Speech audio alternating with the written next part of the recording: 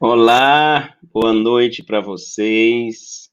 Hoje é dia 11 de maio de 2021, desse tempo pandêmico. E a pandemia, tragicamente, consumiu mais de 420 mil brasileiros, se configurando assim, uma das maiores tragédias da história desse país sofrido. E a gente quer hoje discutir, a gente quer seguir discutindo o que é essa economia, e agora com temperos virais gravíssimos, e que retarda mais ainda a nossa já muito dependente economia. Você está no Diálogos Econômicos, eu sou o professor Ângelo Cavalcante, aqui da UEG de Itumbiara. Algumas pessoas me perguntaram, o que é esse IUB? IUB é a abreviação de Itumbiara, pessoal, a casa de vocês. Hoje é um dia muito especial. Todo mundo está sabendo que quem apresenta esse programa é o professor Marcelo Moreira, que não está podendo, porque está em campanha, não é? Para a reitoria da nossa universidade.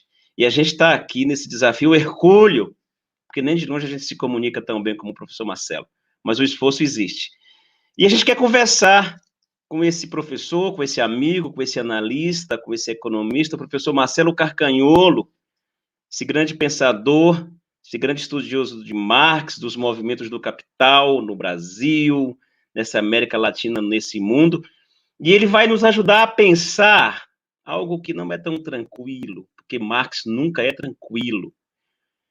Como é que a gente entende 20 milhões de desempregados, uma crise que se arrasta com profundidade desde 2008, professor Carcagnolo? Como é que o bom e velho Marx, esse Mouro maravilhoso, que completou agora 203 anos, se estivesse aqui, o que ele nos diria para nós dissecarmos essa crise do sem fim? O que diria o bom e velho Marx, Marcelo? Boa noite.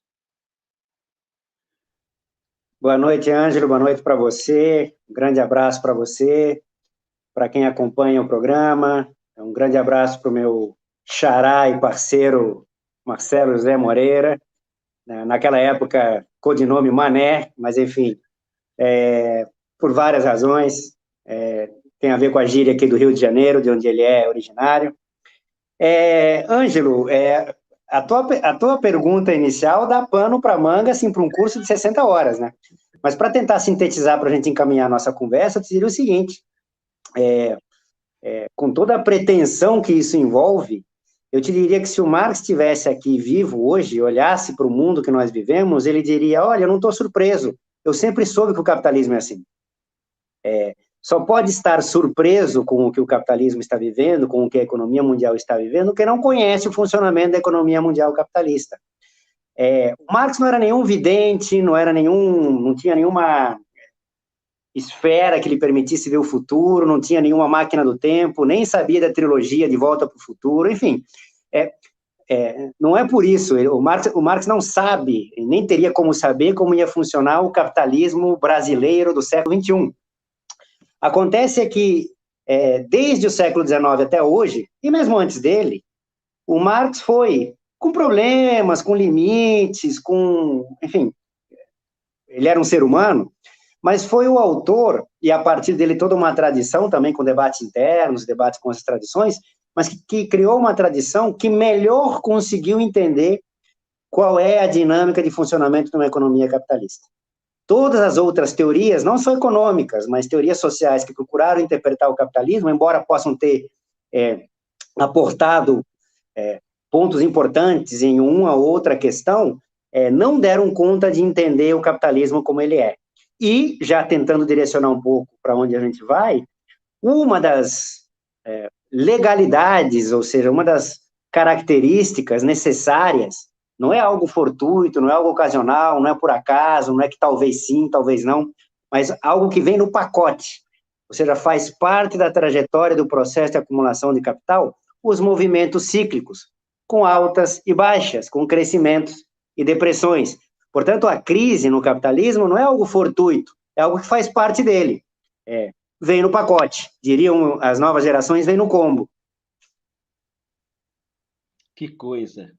Mas, Marcelo, segundo os liberais, se a gente abrisse as fronteiras, se a gente desregulamentasse, se a gente não regulasse, se imperasse de fato aquele mundo idealizado, fantástico, do laissez-faire, laissez-passer, aí sim as coisas estariam bem, as coisas estariam mais ajustadas. O que deu errado com o pensamento liberal, Marcelo? Ângelo, pelo jeito você tem uma excelente mania de fazer perguntas que rendem 60 horas, né? Mas eu te diria o seguinte, duas questões importantes aí. A primeira delas é que o argumento liberal, e aqui a gente precisa fazer uma diferença importante entre a filosofia política clássica do liberalismo, com todo um aporte importante também, com tradições, com a versão rastaquera, e essa palavra extremamente rigorosa que eu encontrei para utilizar, em que isso se expressa de maneira decadente ao longo do tempo na teoria econômica, né? Mas aí eu acho que tem duas coisas importantes aqui. A primeira delas é o seguinte, é que o pensamento liberal em si, de um ponto de vista mais filosófico, se você quiser, e aí eu não digo que seja por sacanagem deles ou por calhordício, mas é que a forma como ele se estrutura, ele é em si autoimune. Eu vou explicar isso. E aqui eu vou me restringir a seara econômica, tá? Não vou transigir para outras aqui, porque senão também aqui a gente vai longe. Mas a perspectiva liberal em economia, ela parte de uma filosofia da ciência que tem a sua raiz no idealismo. O que significa dizer isso? Que em nenhum momento, ao menos os que têm alguma noção de filosofia da ciência, tá? Eu sei que são poucos, mas esses poucos dentro dos liberais na economia que têm essa noção sabem que as proposições liberais em economia são idealistas. Ou seja, em nenhum momento eles estão nos dizendo que o mundo assim funciona. Ou seja, é oposição ao realismo. E a partir disso eles constroem sistemas ideais, em economia se chama de modelos, que partem de algumas hipóteses, pressupostos, que desenvolvidas essas hipóteses, normalmente por meio de modelos matemáticos, chega-se a algumas conclusões. Mas essas hipóteses, esses pressupostos, não são pressupostos com base no real concreto. São pressupostos ideais. Ou seja, o que eles estão nos dizendo em última instância é que se o mundo assim funcionasse, se aquele pressuposto funcionasse de fato, a conclusão seria, inclusive, demonstrada matematicamente com aquelas conclusões que eles oferecem. Acontece que o mundo real concreto nunca é daquela forma. Não à toa, aqui eu estou fazendo um parênteses, uma nota de rodapé, não à toa, as proposições de intervenção prático-política liberais, todas elas são de reformar a realidade concreta para tentar transformá-la o mais próxima possível dos seus pressupostos. Ou seja, trazer a realidade para o sistema ideal, para o sistema filosófico, ou pelo menos de filosofia da ciência ideal. E por que eu digo que é uma teoria autoimune desde o princípio? Porque a gente sabe, pela realidade concreta, e os mais pragmáticos, talvez, liberais, possam concordar com a gente, é que em nenhum momento a economia capitalista vai ser 100% via mercado. As relações sociais no capitalismo nunca vão ser 100% mercantilizadas. Sempre vai ter um papel extra-econômico, nunca vai ser zero Estado, por exemplo. O Estado é necessário para a dinâmica de acumulação do capital. O que isso significa dizer? Que se a realidade concreta é assim, nunca vai ser 100% mercado, sempre vai haver um espaço para o liberal dizer, mas a realidade não está se comportando como a gente está dizendo porque falta um mercado. Ou seja, na linguagem de política econômica, falta uma reforma. Por isso que eu digo que é um pensamento autoimune. É muito difícil você confrontar um pensamento que parte do idealismo com base na realidade, porque eles são, por definição, antirrealistas. Então, esse é o primeiro ponto. É um argumento autoimune. Então, por maior que seja a crise, por mais profunda que ela seja, como que a gente está vivendo, com todos os seus efeitos econômicos, sociais, políticos, dramáticos, com esse genocídio que a gente está vivendo, mesmo assim vai ter um espaço para um liberal chegar e dizer, falta um mercado. Esse é o primeiro aspecto. Um outro aspecto que eu acho que é importante é que, de um ponto de vista mais particular, concreto, poderíamos falar da América Latina, mas se você quiser aqui no Brasil, a forma contemporânea em que esse pensamento se expressa, que é bom, aqui tem todo um debate, mas enfim, que é chamada, na maior parte das vezes, de neoliberalismo, é uma estratégia de desenvolvimento que já se implementa na economia brasileira há mais de 3 décadas, incluindo os governos do PT. Podemos entrar nas particularidades, mas incluindo os governos do PT. Então, eu diria o seguinte, para finalizar aqui essa minha intervenção em relação à tua pergunta. Eu acho que, no mínimo, isso vale para o mundo, tá? No mínimo, os liberais estão um tanto quanto constrangidos, ainda que o argumento seja, do ponto de vista da filosofia da ciência, autoimune, já são décadas e décadas de implementação da terapia que eles propõem, para nos dizer que outro argumento muito comum também na seara liberal, de que falta tempo de maturação para as reformas. Haja tempo de maturação, né, Ângelo? Até quando tem que esperar? Haja tempo, professor Marcelo. Uma coisa curiosa que você acaba de falar com relação às crises. Então, as crises, elas são constantes, elas são permanentes. Por que tem tanta crise dentro do capital, desse sistema ágil, produtivo, tecnológico, aliás, já até se diz no infocapital, já que ele é tão moderno. Então, por que a gente está sempre mergulhado em crise, Marcelo? Isso não vai ter fim? Ângelo, aqui tem uma precisão importante, que é a seguinte, o capitalismo ele não está permanentemente em crise. O que acontece é que a trajetória de médio e longo prazo do processo de acumulação de capital, o crescimento da economia, se você quiser, para usar uma linguagem mais comum, ele não é um crescimento uniforme, não é para usar uma linguagem aqui, uma ilustração gráfica, não é uma reta. A reta te dá uma tendência, você pode dizer, entre um período tal e outro período tal, a média da taxa de crescimento foi de tanto. Você fala, cresceu em média tanto. Mas é que na realidade concreta, se a gente pega os dados de qualquer economia, claro que tem particularidades de qualquer economia, e joga num gráfico, ou plota num gráfico, para usar um neologismo que vem do colonialismo anglo-saxão na nossa ciência, você vai ver que, na verdade, a trajetória real concreta da economia parece um eletrocardiograma, com altos e baixos, subidas e caídas. Então, não é que a economia capitalista está permanentemente em crise. A economia capitalista está permanentemente sob uma trajetória cíclica. Os ciclos são a forma por intermédio da qual o processo de acumulação de capital se dá com o passar do tempo. Isso tem várias implicações. Se você me permite, eu posso desdobrar algumas delas. Isso significa, em última, isso talvez seja um dos pontos onde, o que é raro em economia, talvez dê para falar em consenso, mesmo com ortodoxos. Quase ninguém nega que isso é um fenômeno regular e necessário, que os ciclos econômicos variam os nomes, alguns vão usar um nome, ciclos, outros vão usar flutuações, outros vão usar instabilidades, mas potato, tomato, tomato, enfim, muda o nome, mas não muda a fruta. Só para citar um exemplo, talvez um dos autores mais conservadores que há em economia, em macroeconomia, que é o Robert Lucas, um autor do que se chama de pensamento novo clássico, um dos principais e excelentes textos, hein? Atenção, se chamava assim, não tem tradução em português, mas é Understanding Business Cycles, ou seja, procurando entender, numa tradução um pouquinho mais, os ciclos econômicos. Então, em economia, quase todo mundo concorda que a trajetória de médio e longo prazo é com ciclos econômicos. Então, é um fenômeno regular e necessário. Cuidado, regular e necessário não significa que ele seja mecânico. Ou seja, que o formato da onda, que o tamanho da ascensão, o tamanho da queda, picos e vales, tem uma regularidade temporal, ele não é mecânico.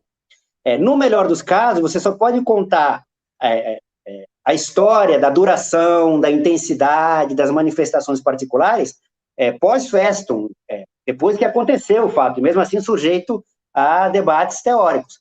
Eu quero dizer o seguinte, que apesar do fenômeno ser regular e necessário, isso não significa que ele seja previsível. Você nunca sabe quando a economia vai entrar em crise, ou quando ela vai se recuperar. O que todo economista sabe, ao menos o bem informado, é que sempre após um período de crise, o capitalismo é dinâmico o suficiente para criar bases para um novo processo de acumulação de capital. Quando vai acontecer, a partir de onde, de que forma, com qual intensidade, você só vai saber depois. Da mesma maneira, o fenômeno ser regular necessário significa que sempre após alguma fase de crescimento virá uma crise. Todo mundo sabia que vinha a crise do capitalismo. O Alan Greenspan, presidente do Banco Central americano, sai da presidência do Banco Central, porque lá eles têm aquela mania formal, tá? Mas é uma mania que nós não temos aqui, do presidente do Banco Central anualmente ir lá e prestar, né, fazer uma espécie de, enfim, ser submetido ao Congresso americano. Quando ele sai da presidência do Fed, né, do Banco Central americano, ele não disse com essas palavras, né, nem em inglês assim, mas ele, vai dar ruim, hein? Vai dar merda. Todo mundo sabia vir a crise. O que não se sabia era a partir de onde, desde quando e como é que ia estourar. Então, o processo cíclico é um fenômeno regular e necessário. Sabe-se que assim acontece, o que não significa que ele seja mecânico nem previsível.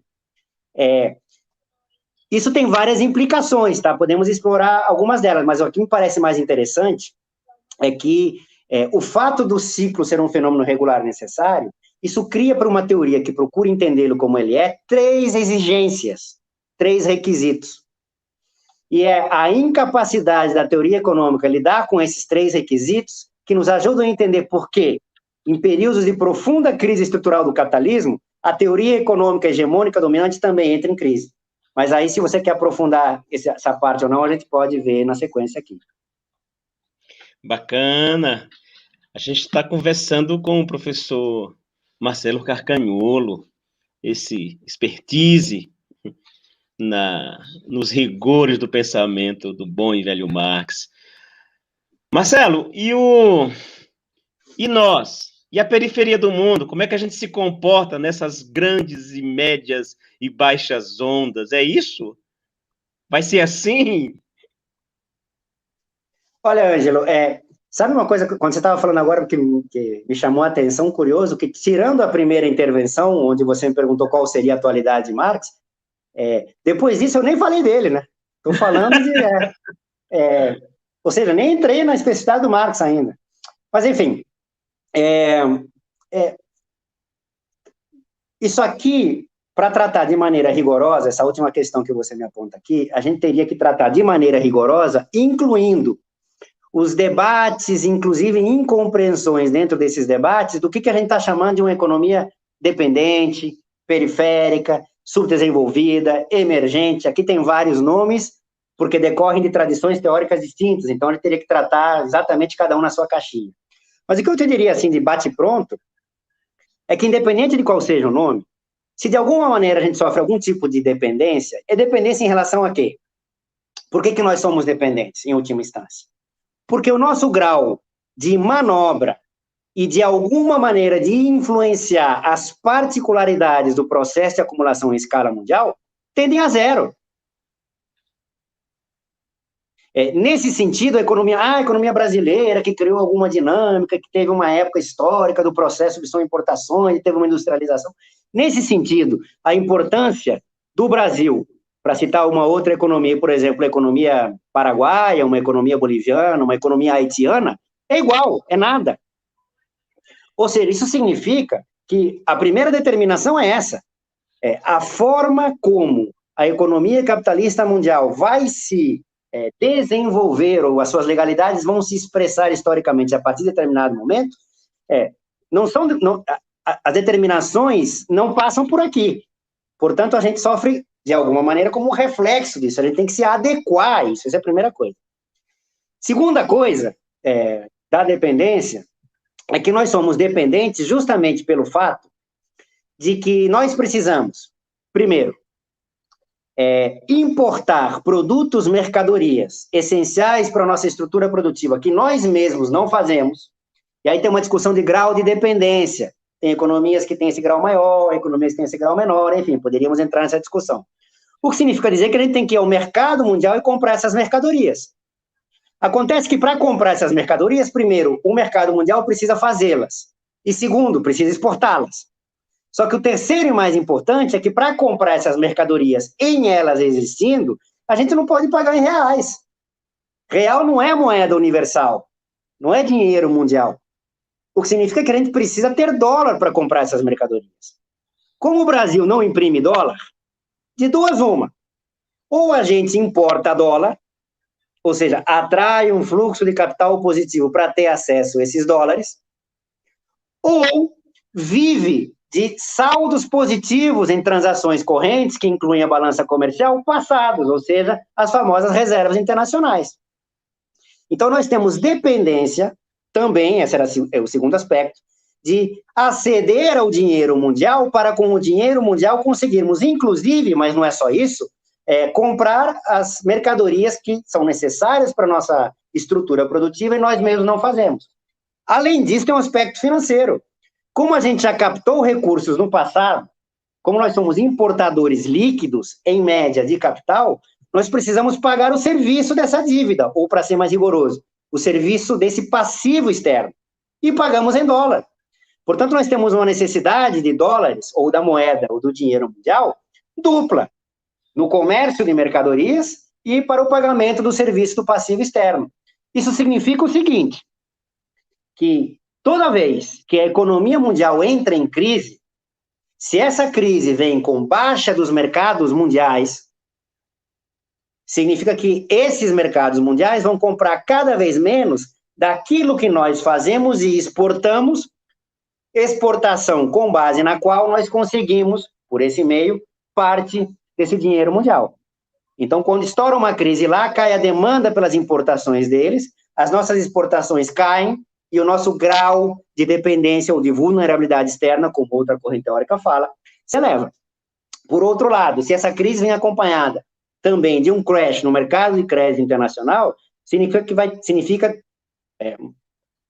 via de regra, duas coisas, que vai faltar crédito lá fora para que a gente consiga importar capital para fechar nossas contas externas, e, como tendência, se falta crédito no mercado de crédito internacional, a tendência, pelo menos a partir de algum momento, é que o preço por pedir esse empréstimo, ou seja, as taxas de juros internacionais, podem ter pressões de alta, que só pioram o serviço do passivo externo. Ou seja, o grau de dependência das economias dependentes, ou melhor, para dizer de outra maneira, os determinantes estruturais da dependência que fazem de uma economia ser dependente, tendem a ser aprofundados em momentos de crise da economia mundial. E é exatamente o que a gente está vivendo hoje. Tentei ser sintético sem entrar muito no economês, tá, Ângelo? Foi ótimo, tá ótimo aqui, as pessoas estão adorando o que você está falando, tá tranquilo. Tá bom, Marcelo, vamos então aqui, estrito senso para o bom e velho Marx aqui, que a gente precisa entender essa crise, porque a crise está indicando rumos, tendências, né? A crise está em movimento, E a classe trabalhadora, nesse embornal, não é? Tô falando da classe, não estou falando só dos proletários, estou falando da classe trabalhadora em geral.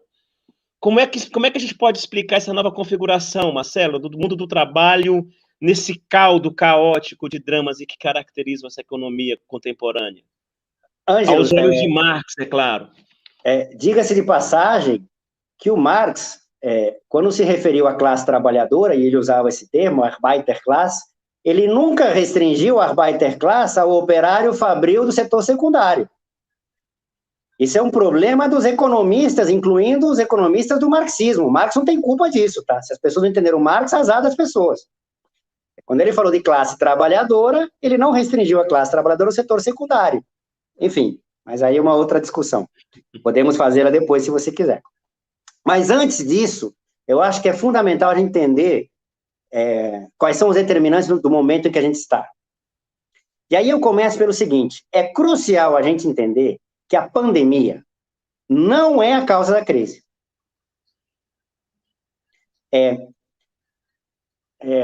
A maneira mais simples de comprovar isso é com dados reais concretos.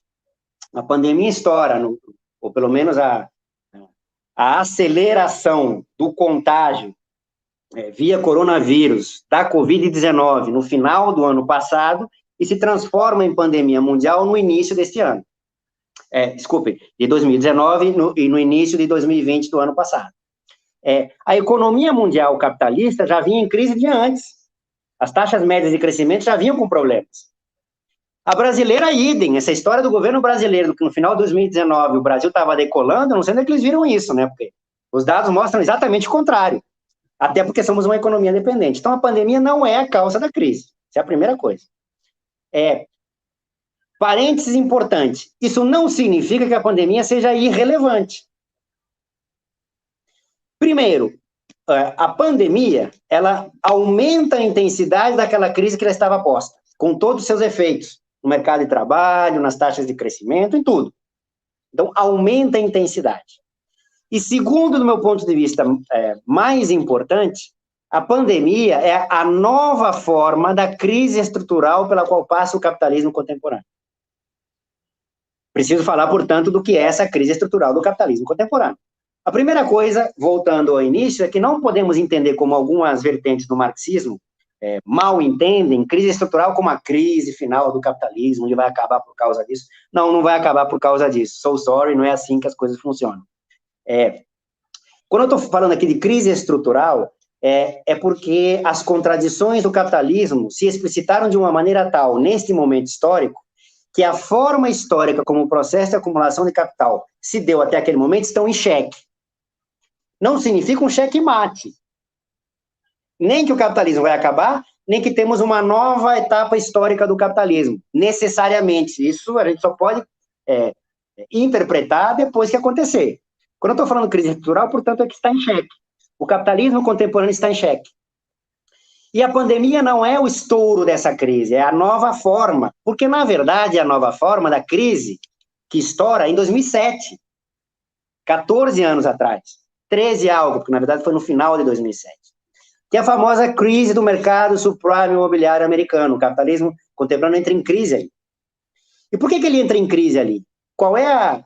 Aqui a gente ficaria até amanhã falando sobre o que é o capitalismo contemporâneo. O capitalismo contemporâneo é a forma histórica como o capitalismo, particularmente, apresentou as suas legalidades desde a sua última grande crise estrutural, que foi no final dos anos 60 para a virada dos anos 70 do século passado.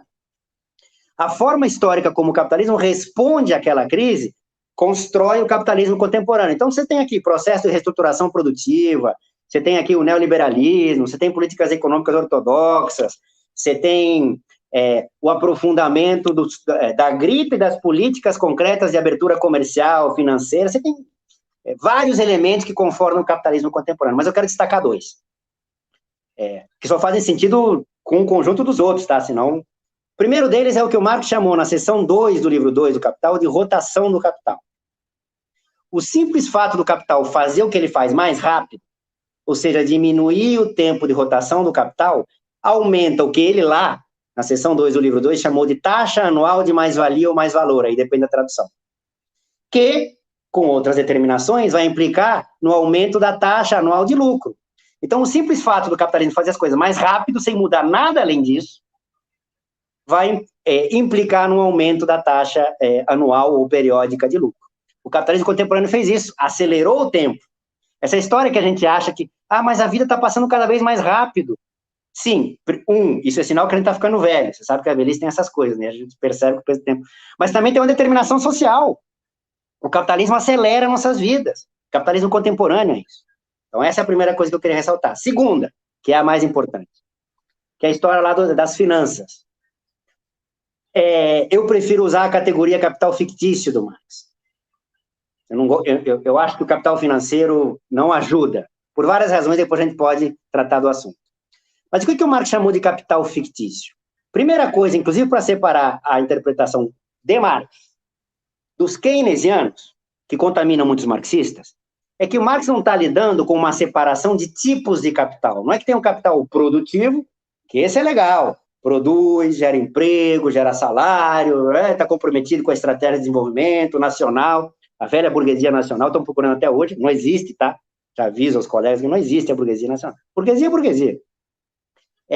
E não se separa o capital produtivo do capital financeiro. O importante do capital fictício é o sentido, é uma lógica de valorização. Em qualquer setor, no primário, no secundário, no terciário, no setor produtivo, no setor financeiro. O que caracteriza o capitalismo contemporâneo é que a lógica de valorização do capital, esteja onde ele estiver, é claro que tem as particularidades de cada setor, se dá de maneira fictícia. E o que é essa lógica fictícia de valorização do capital? Tradicionalmente, como é que se pensa o capital? Desde a linguagem do Marx.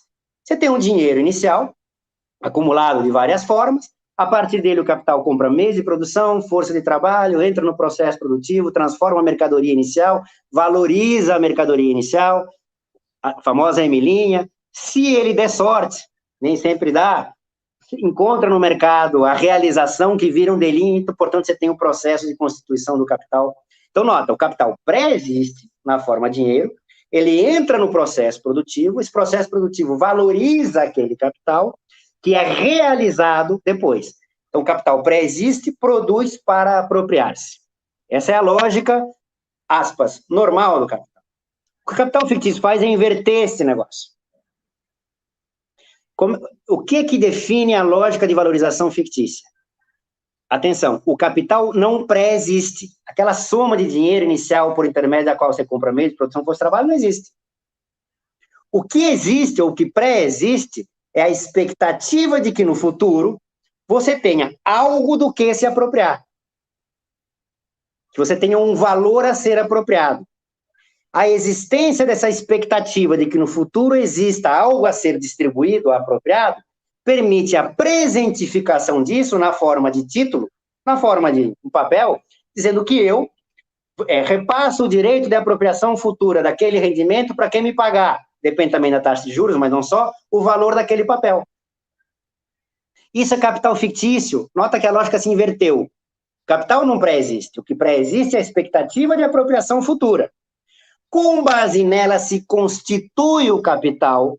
O Marx vai chamar isso no livro 3 de capitalização, ele não inventou o nome, já existia à época, que nos dias de hoje está disseminado. Então, nota, capital fictício não é um capital que não existe, ele é real. Ele só não pré-existe. Ele é formado, o que pré-existe é a expectativa de que ele viesse a existir. Então, olha que doideira, a expectativa de que ele viesse a existir faz com que ele venha a existir hoje e faculte, se vai ou não, aí, como diriam os keynesianos, são as incertezas do futuro, com que ele produza um mais valor, do qual será feita a distribuição em distintas formas de apropriação do mais valor. Então, nota que o que muda é a lógica. A lógica de valorização fictícia do capital, esse sentido que eu sumariamente, de maneira sintética, expliquei aqui, é o que caracteriza o capitalismo contemporâneo em todos os mercados. Bom, qual é a característica disso? A característica é que se amplia a contradição que existe entre produção e apropriação do valor. Por quê? Porque o capital fictício em si, hoje, não produz valor. O que você está transacionando hoje são direitos de apropriação, que podem corresponder a uma produção futura, mas nada garante que sim. Pode ser que seja uma produção futura até maior do que se esperava. Não tem nenhum problema. Ser capital fictício não quer dizer que tudo vai ser um desastre. Ninguém reclamava disso antes de 2007, por exemplo. Né? Bom, mas ele em si não participa diretamente hoje do processo de produção, mas ele é hoje direito de apropriação. O que significa que a contradição entre apropriação e produção se amplia. O que estourou em 2007 foi essa contradição. Se você é proprietário de um direito de apropriação que você começa a desconfiar que no futuro não vai ter, o que você faz? Se você é um agente econômico racional, você vende hoje, concorda? Não é porque você é um calhorda, não é porque você é o Magdoff, quer sacanear todo mundo, não é porque às vezes tenta se explicar as crises financeiras por um comportamento imoral ou amoral dos agentes econômicos. Não, a concorrência obriga eles a fazerem o que eles fazem. Eu faria, você faria, todo mundo faria. Senão estaria morto, não estaria no mercado. Tudo bem? Então, se eu desconfio de que não vai ter ali, eu repasso aquilo. Na hora que eu repasso aquilo, cria-se um excesso de oferta. Criou excesso de oferta, o preço vem para baixo. Foi o que aconteceu no mercado subprime imobiliário americano, não vou entrar nos detalhes aqui, em 2007. Por que isso se espalhou pelo mundo? Porque crash financeiro você teve antes. Você teve o estouro da bolha das .com lá em 2001, você teve a quebra aí, lá atrás, em 87, você teve lá a quebra lá da bolsa numa quinta-feira em Wall Street, gerou até o filme, né? Não sei se Wall Street, o primeiro, Wall Street, depois teve o segundo, enfim. Por que a de 2007 é que colocou em xeque estruturalmente o capitalismo contemporâneo? Porque as instituições financeiras, não só bancos, mas instituições financeiras, que concediam aqueles créditos, banco só é banco, empresta, porque pediu emprestado. Tem passivo e tem ativo, que define o banco. O que significa? Que otorgou-se aquele crédito para aquele mercado imobiliário, ou seja, financiamento de casas novas, porque aquelas hipotecas que eram dadas como garantia, os bancos pegavam aquilo, juntavam com outros papéis e formavam os colaterais em fundos de investimento, que tinham nomes maravilhosos. As agências de risco davam nota para essas, né, essas cestas de investimento, Plus, nota de rodapé. Em determinado momento, lá em 2007, 2008, fez uma pesquisa, porque essas empresas de agência de risco são de capital aberto, né, propriedade privada. Em determinado momento ali, viu-se que mais da metade da propriedade das ações das agências de classificação de risco era de propriedade dos bancos que pediam a nota, ou seja, é como se a gente na universidade, antes de falar para os alunos, deem as notas de vocês, vai ser tudo A+, óbvio, né, evidente, ou tá, um ou outro pode ter pudor, enfim, mas nota ruim é que não vai ser, tá certo? Mas fecha o parênteses. Por que isso estourou lá em 2007, 2008? Porque o mundo inteiro estava comprado nisso. Inclusive, fundos soberanos. Ou seja, tinha reserva internacional de vários países aplicada nesses fundos de investimento. Por isso que aquilo é uma célula cancerosa que contaminou o mundo inteiro. Quando estoura o mercado imobiliário americano, contamina o mundo inteiro. Bom, aquela foi a primeira fase da crise, 2007, 2008. O que se fez ali? Nota, qual é o problema? O problema é que você tem um excesso de oferta desses papéis, desses capitais fictícios. Se nada fizerem, o mercado vai precificar para baixo, vai resolver a crise, matando e acabar o sistema financeiro mundial. Alguns liberais honestos, sim, eles existem, diziam, deixa quebrar. Né? Se o mercado serve para cima, tem que valer para baixo. Só que a gente sabe que o mercado não é 100%, né, na vida do capitalismo. Atenção, hein? O Lehman Brothers quebrou. Estou falando do banquinho ali, o Lehman Brothers foi vendido ao preço simbólico de $1. Só que quando chegou no Goldman Sachs, aí o Goldman Sachs não pode, né? Aí tem a ver com a histórica formação do bloco de poder lá nos Estados Unidos, enfim, não vamos entrar nessa seara não, porque isso está sendo transmitido, gravado, a gente pode depois... Mas todo mundo sabe como funciona, o Goldman Sachs não pode. Então, quando chegou a vez do Goldman Sachs não pode, o que significa? O Estado, como sempre, entrou nessa história. E como é que ele entra? Ele entra pelo outro lado, comprando os papéis. Se o problema é que tem um excesso de oferta, para que isso não venha precificado para baixo e quebre o sistema financeiro, tem que entrar alguém do outro lado vendendo, comprando os papéis. O Estado entrou comprando esses papéis. Só que para comprar esses papéis, ele precisa se financiar. Por essa razão, é que a partir dali, voltou, tinha caído em desgraça isso, tá? Mas voltou o mantra do ajuste fiscal e da austeridade. Por que é necessário ajuste fiscal e austeridade? Porque precisa cortar as despesas não financeiras em saúde, educação, habitação, etc., para, com essa poupança das despesas não financeiras, financiar a atuação do Estado para fazer com que aquele capital fictício superacumulado não fosse precificado para baixo. O problema é que o rombo era muito grande. Não dava, o pacote tinha que ser maior. Ou seja, além do ajuste fiscal e da austeridade, o Estado tinha que se financiar. Para além disso, e atuar nos mercados. Ou seja, atenção, a dívida pública não surge aí. O que acontece a partir daí é uma aceleração da taxa de crescimento da dívida pública. O Estado emite dívida pública, vende, com isso financia a sua atuação nos mercados. Por isso, Ângelo, desculpa, eu estou me estendendo, eu sei, é que a segunda fase da crise estoura lá em 2010, 2011, por intermédio da crise das dívidas soberanas na zona do euro. Está relacionado com a especificidade da zona do euro, mas ia estourar em algum lugar. Ou seja, a primeira fase modificou a sua forma. Quiseram nos vender a ideia de que aquela crise de liquidez e inadimplência bancária de 2007, 2008 estava resolvida.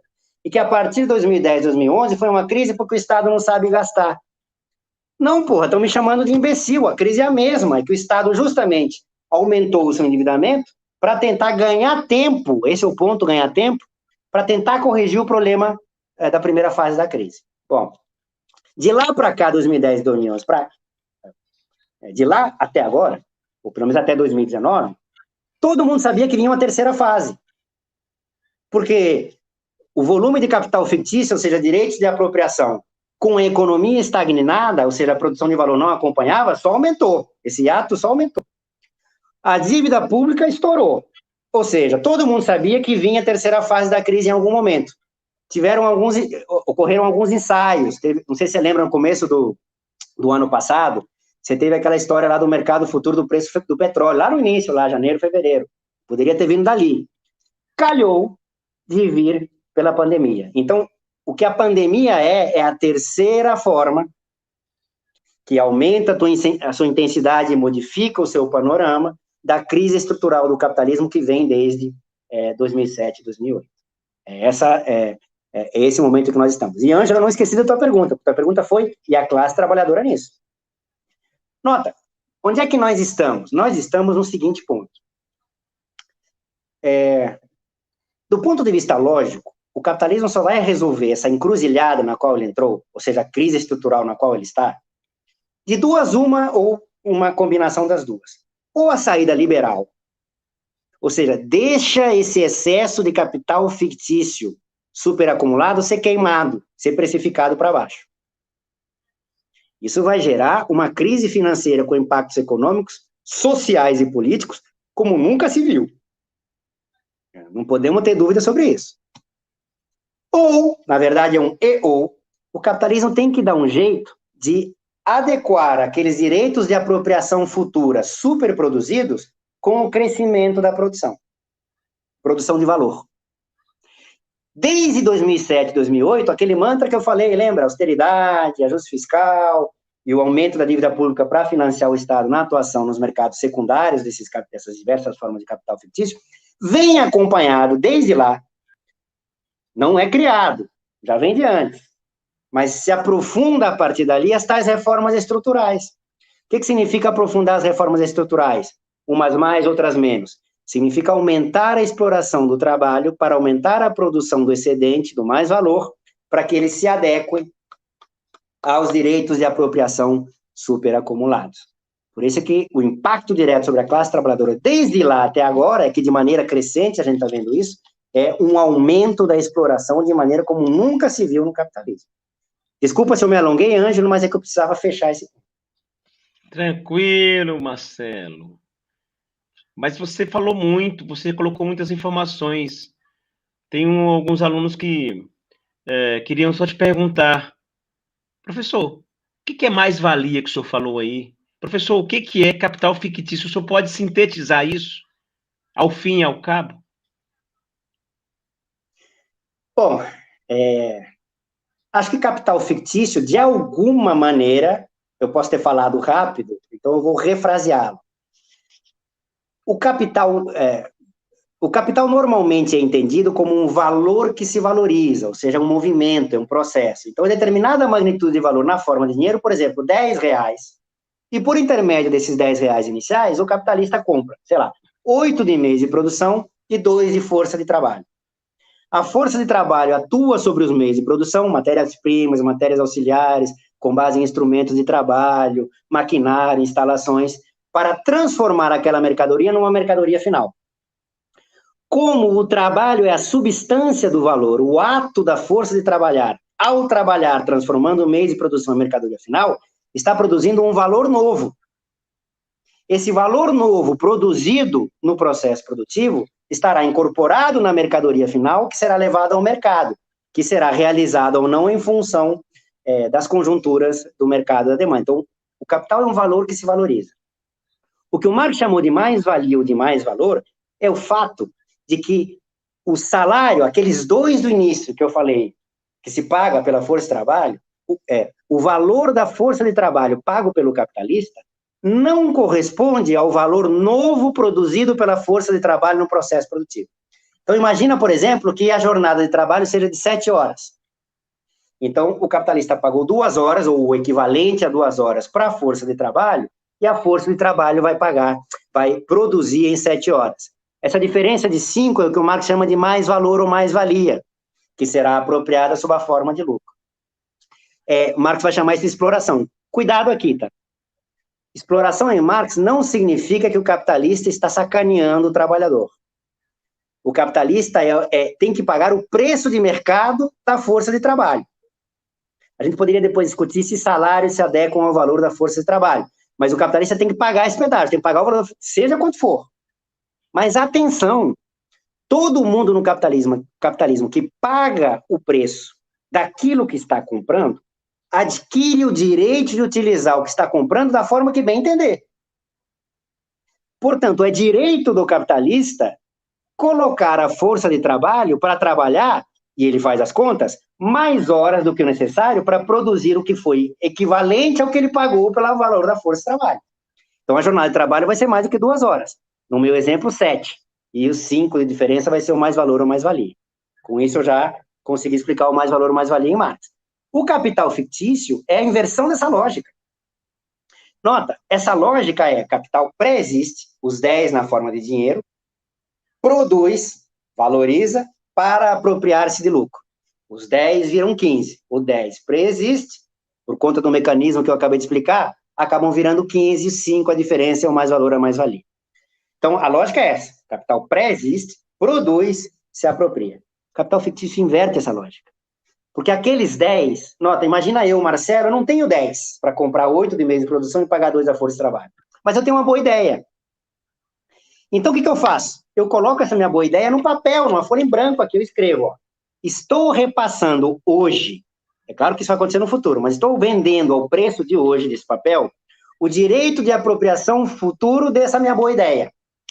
E vendo no mercado. Imagina que o valor, ou quanto vale essa expectativa de apropriação futura no mercado secundário, seja 10. O que eu fiz? Eu constituí um capital de 10 por causa da expectativa de apropriação futura. Eu inverti a lógica.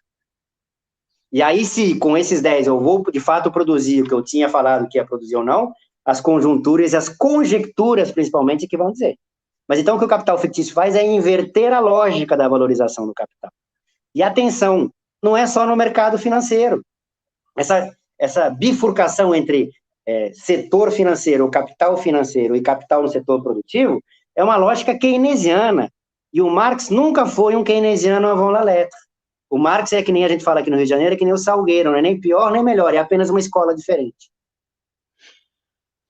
Muito bem, Marcelo. Bom, você falou nessas vendas futuras, nas expectativas. Não há risco nesse movimento? Isso não é arriscado, não, para uma economia que oscila tão volátil como essa? Como é que você explica o risco nesse quadro?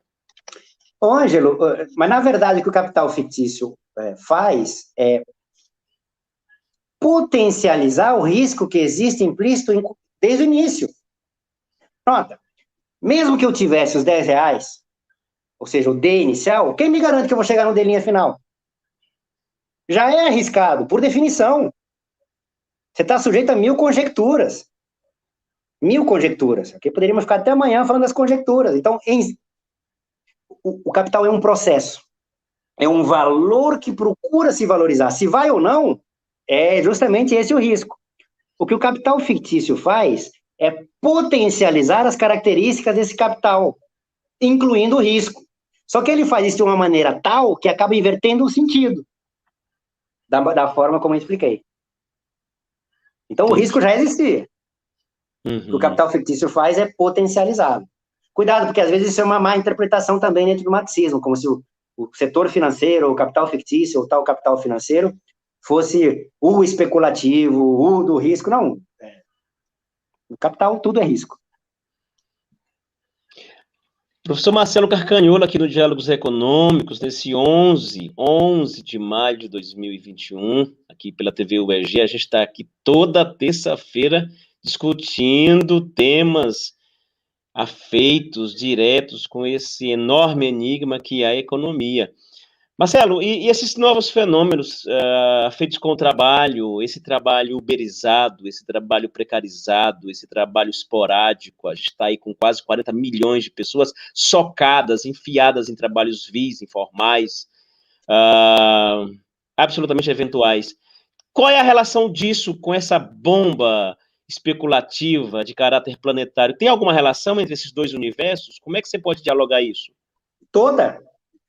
Nota, o que explica o fato do capitalismo contemporâneo tentar sair da sua crise estrutural, aumentando a forma de exploração do trabalho com essas novas formas, e novas não tem nada, mas isso eu falo daqui a pouco, é justamente a necessidade que ele tem de, para garantir aqueles direitos de apropriação, ter do que apropriar-se. É um aumento da exploração do trabalho, o que inclui essas, como diria o Ricardo Antunes, essa nova morfologia, é o de sempre, é ter produção para que aqueles direitos de apropriação que foram vendidos antecipadamente tenham do que se apropriar. Porque se não tiverem, vai estourar a crise de novo. Então, essa é a explicação de fundo. Agora, eu chamaria a atenção para o fato de que, de novo, não é porque Marx era vidente, que sabia o que ia acontecer no século XXI, é porque ele entendeu, talvez melhor do que ninguém até hoje, como funciona o capitalismo. Então, eu sugiro muito a leitura da penúltima seção do livro 1 do Capital, O Salário. Sugiro o salário. Tem várias discussões aqui. O primeiro capítulo dessa penúltima sessão, ele vai discutir uma coisa mais de fundo, relacionada a o que é o salário, sua relação com o valor da força de trabalho, e a diferença entre o salário nominal, o salário real, o que ele chamava de salário relativo, que é uma proxy da taxa de mais-valor, de mais-valia de exploração, enfim. Mas os dois capítulos seguintes são cruciais, as pessoas desprezam, onde ele vai tratar do salário por peça e do salário por tempo. Ou seja, são formas específicas de pagar o mesmo salário. Ou seja, não muda nada, eu vou te pagar o mesmo salário. Só que ao invés de eu te pagar cheio, tá? Naquele meu exemplo, vale 2, te pago 2. Na verdade, eu vou fazer o seguinte. Mês passado, esses 2 que eu te paguei de salário redundaram, em média, numa produção de tantas unidades do produto. E, portanto, eu estabeleço uma conexão entre o salário por cada peça, por unidade de produto. Tudo bem? Então, no mês seguinte, eu vou te propor o seguinte agora, eu não vou te pagar o salário cheio, eu vou te pagar o salário por cada unidade que você me entregar. Se você me produzir exatamente o que você me produziu no mês passado, você vai ganhar o mesmo. Então tá, beleza. Só que, Ângelo, todo agente econômico racional prefere ganhar mais do que menos, concorda? Você, como é esperto, vai falar, porra, eu quero ganhar mais do que R$2. O que eu vou fazer? O que você faz, Ângelo? Você que é um ser racional no mês seguinte. Você vai me entregar mais peças, concorda? Mais unidades produzidas. Para ganhar mais, não é isso? Como é que que significa? Ângelo, você vai trabalhar mais. Fala de novo aqui, isso é música para meus ouvidos. Nota, o Marx percebe que por conta dessas formas distintas de pagamento de salário, o capital consegue jogar na consciência do trabalhador o que é a sua legalidade. Porque antes eu precisava ficar conferindo, eu estou pagando, mas você está trabalhando, você não está passando muito tempo no cafezinho, está ficando muito tempo no banheiro, né? Eu precisava ali, dava trabalho fiscalizar essas coisas. Ao te pagar por unidade produzida, não preciso perder esse tempo. Tudo bem? Antes do salário por peça, ele tinha falado do salário por hora. Porque eu tinha que testar, eu tinha que controlar a jornada de trabalho. Mas se eu te pago por hora, você vai internalizar na tua racionalidade trabalhar mais tempo. Então, no salário por hora, você trabalha mais tempo. No salário por peça, você produz mais e tem mais. Eu posso te pagar, só te pago, não é qualquer peça, não adianta vir com qualquer unidade produzida. É de acordo com as condições médias da qualidade que eu te passo, eu te dou tudo, te dou meio de produção. Você pode trabalhar na tua casa, Ângelo. Eu te dou a matéria-prima, te dou a máquina. Eu não vou controlar teu tempo de trabalho. Você pode trabalhar, pode não trabalhar. Olha só que beleza. Eu vou trabalhar em casa, né? O tempo que eu quiser, a hora que eu quiser. Só que como todo mundo gosta de ganhar mais do que ganhar menos, você vai trabalhar segunda, terça, quarta, quinta, sexta, sábado, domingo, se inventarem outro dia, você trabalha também. Vai botar a tua família inteira para trabalhar, para entregar mais unidades produzidas, inclusive os vizinhos, se você conseguir, para aumentar a tua receita. E como você está trabalhando em casa, e eu posso até, inclusive, te doar os meios de produção, você vai achar que você é seu próprio patrão. Olha que beleza. Tudo isso está lá, não tem novidade nenhuma. O que é o Uber? O carro é teu. O meio de produção é teu. E eu te pago por hora. Ou por unidade produzida no sentido do serviço entregue. Porque tudo isso não precisa ser no setor secundário, pode ser em qualquer um, inclusive no setor terciário. É claro que isso não quer dizer que não tenha novidade nenhuma. É claro que tem novidades, mas são novidades nas formas reais concretas. Mas o que está no fundo do porquê se faz, já está no velho barba lá. Por isso que Marx nunca foi tão atual como hoje. Então, sugiro muito, voltem e leiam os capítulos salário por tempo e salário por peça, lá no livro 1. Vocês vão entender muito da realidade contemporânea. Ah, por quê? Porque Marx era um vidente. Não, porque ele entendeu como funciona o capitalismo. E gostemos ou não, para o bem de poucos e o mal de muitos de nós, continuamos vivendo nessa forma social chamada capitalismo. Pois é. Marcelo, um monte de gente te vendo, tem gente do litoral paulista até o Amapá te assistindo aqui.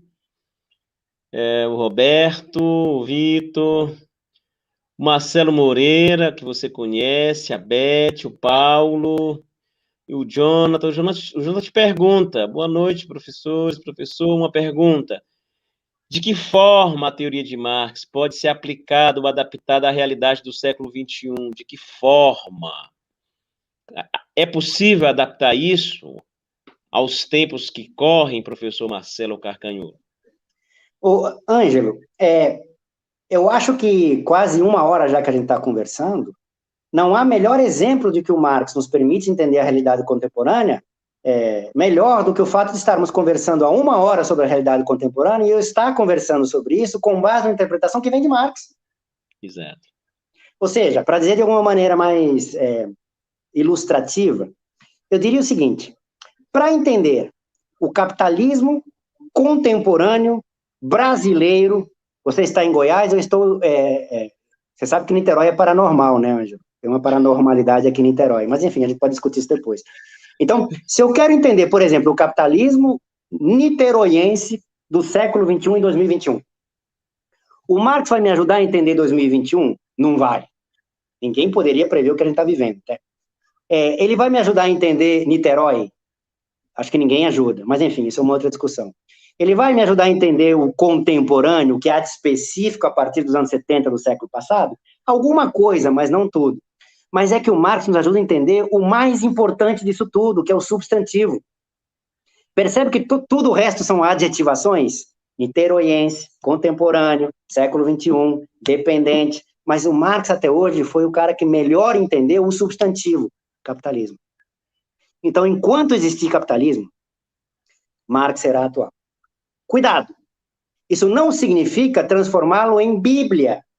Está na moda, né? Uma espécie de movimento neopentecostal a partir de Marx. Não é uma Bíblia sagrada, tudo está lá. Não, tudo não está lá. E aí desculpa a minha redundância, mas ele a maior parte das vezes nos ajuda a entender as legalidades gerais do capitalismo.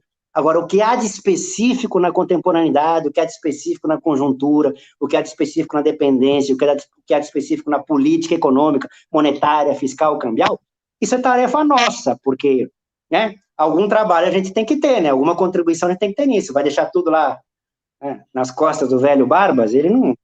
É muita responsabilidade para ele. Mas o mais difícil ele já fez. É verdade.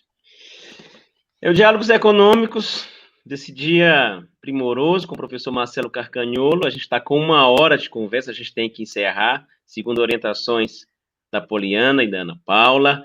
Marcelo, obrigado, foi muito bom. Bom, antes de ir, o Everaldo, que é um colega nosso, está dizendo aqui um bom livro para entender Marx no século XXI é A Loucura da Razão Econômica, de David Harvey. Tá aqui, a dica do Everaldo, aqui que é um economista aqui de Goiás. Marcelo, obrigado. Manda um abraço para o povo goiano aí, que tem 42 unidades ligadas em você, além de todo o Centro-Oeste. Um abraço, Ângelo, para você, para o Marcelo Moreira, para toda a equipe daí, para todo mundo em Goiás, da Universidade Estadual de Goiás. Já estive muitas vezes por aí, estou de novo de maneira remota, espero estar de maneira não remota muito em breve. Muito obrigado pelo convite, é bom assim, né, quando fica muito mais coisa para a gente falar, porque a gente pode voltar numa próxima oportunidade. É verdade, querido, obrigado. Obrigado, pessoal, até terça-feira, tem mais diálogo, vamos dialogando. Até, tchau.